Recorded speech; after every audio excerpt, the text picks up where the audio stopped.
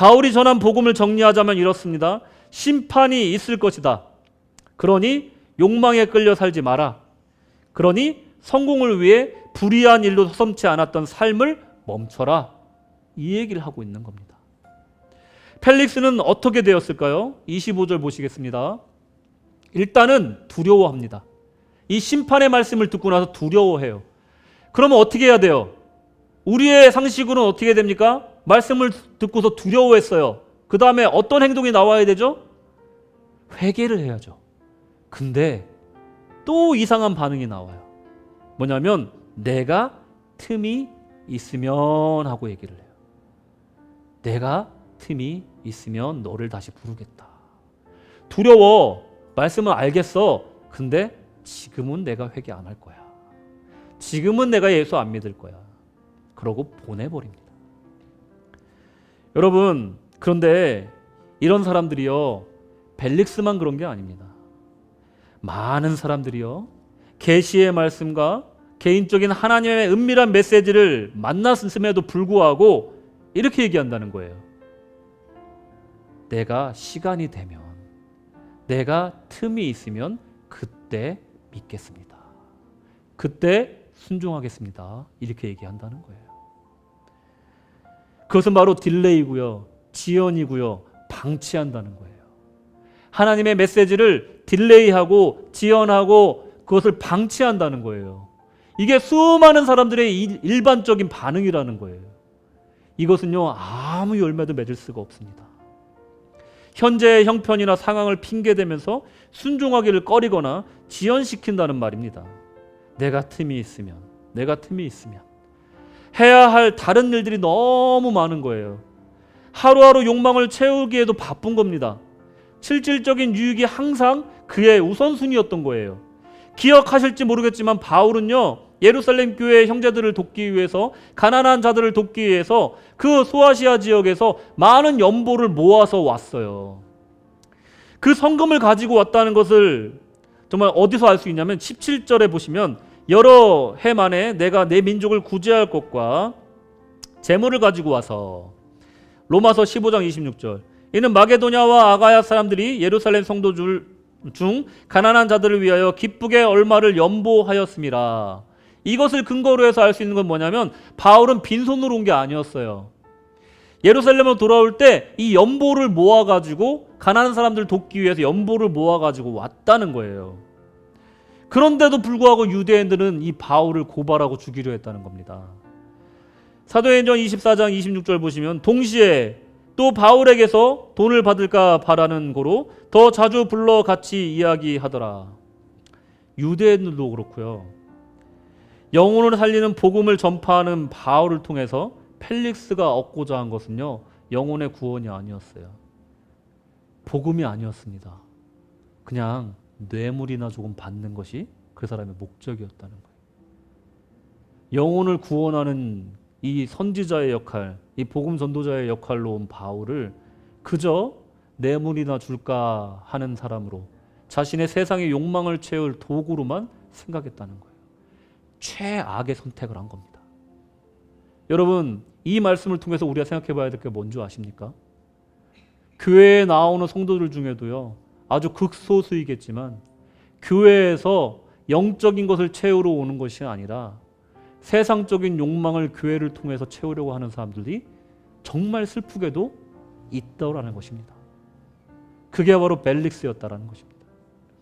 여러분, 최악의 선택이라는 거예요.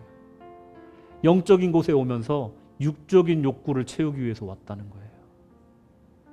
이런 엉망인 사람이 세상에 어디 있냐 되물을 수 있겠지만 슬프게도 있다는 것이에요.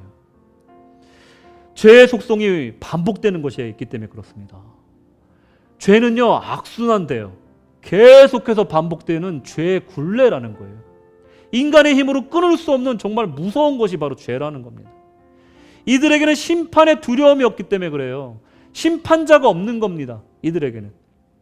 이래도 한 세월, 저래도 한 세월, 죽으면 끝이니 살아서 누릴 것 다 누리다 죽자 하는 사람이 별로 없는 것 같죠. 예수 안 믿는 사람 대부분이 다 그런 생각으로 삽니다.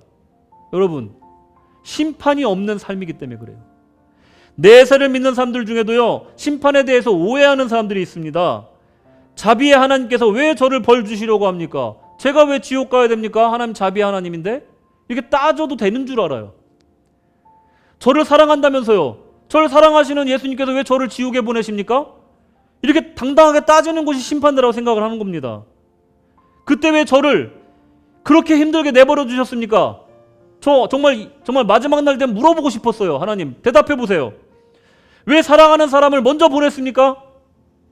저는 왜 이렇게 불행한 인생을 평생 살아야만 했습니까?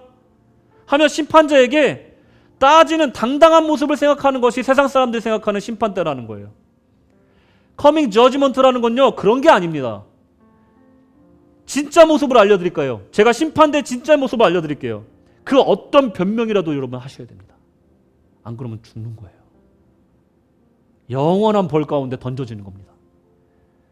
왜 즉시 회개하지 않았는지 여러분 설명하셔야 돼요. 왜 그때 순종하지 않았는지 무슨 변명이라도 여러분 하셔야 됩니다. 왜 내가 그렇게 선하지 못했는지 설명해야 된다는 거예요. 왜 내가 그렇게 신실하지 못했는지 설명해야 된다는 겁니다. 왜 내가 그렇게 마음대로 행동했는지, 왜 그렇게 다른 사람의 마음을 안중에도 없이 행동했는지 주님 앞에서 설명해야 되는 자리가 바로 인생의 마지막 그 최종 심판대라는 걸 여러분 기억하셔야 됩니다. 여러분, 그 심판대는요, 그 심판대를 생각하면서 우리는 절제해야 되는 거예요. 셀프 컨트롤 해야 되는 거예요. 그 심판대 앞에서 우리는 정말 살 길이 없습니다. 그 심판대는요, 내가 아무리 의로운 사람이라도 아무리 선한 사람이라도 살 수가 없는 심판대예요. 주님, 제가 교회는 조금 안 나왔을지 몰라도 사람들 많이 도와주고 살았습니다. 보셨잖아요. 주님, 제가 교회 열심히 나왔습니다. 1년 52주 한 번도 빠짐없이 신앙생활 했습니다. 아시잖아요. 하나님, 저 정말로 기도생활 열심히 했습니다. 하나님, 정말 제가 정말 의롭게 살려고 노력했습니다. 저 아시잖아요. 저 심판대 통과시켜 주십시오.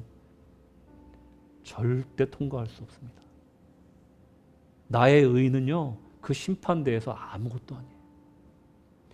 그럼 그 심판대를 통과하는 단 한 가지 길이 있으니 그것이 무엇이냐? 예수 그리스도의 의인 줄로 믿으시기 바랍니다. 어떻게 살 것인가? 예수의 의로 살아야 됩니다. 한마디로 여러분, 신앙생활을 잘 하셔야 돼요. 인생을 잘 사셔야 돼요. 한마디로 여러분, 덧붙여서 선하게 사셔야 된다는 거예요. 하나님 보시기에 선하게 사셔야 돼요. 하나님과 동행하실 때 신실하고 충성되게 순종하셔야 된다는 겁니다. 나의 의로는 절대로 다가올 심판을 통과할 수 없으니 나는 연약하여서 죄를 짓고 살았고 끝내 온전히 선하게 살지 못하였으나 저는 예수님을 믿고 평생을 따랐습니다. 나의 의를 받으실 수 없다면 나의 구주이신 예수님의 의를 통하여서 구원하여 주시옵소서 하고 변론할 수 있어야 된다는 것입니다.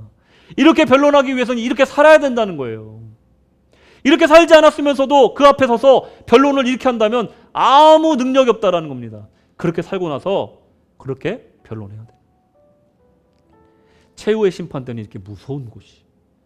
사탄은요, 그 심판대 앞에서 쉼없이 우리를 참수할 겁니다.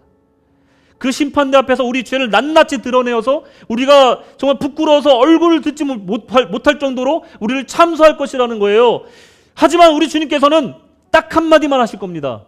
물러가라, 저는 내 것이라. 할렐루야. 이 말씀 듣는 성도가 되셔야 됩니다.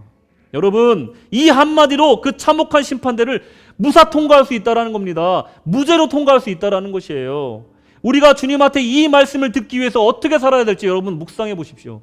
기도해 보십시오. 다가올 심판을 우리가 통과하기 위해서, 주님의 인정을 받기 위해서 우리는 어떻게 살아야 될지, 어떻게 선하게 살아야 될지 여러분 생각하셔야 된다는 겁니다.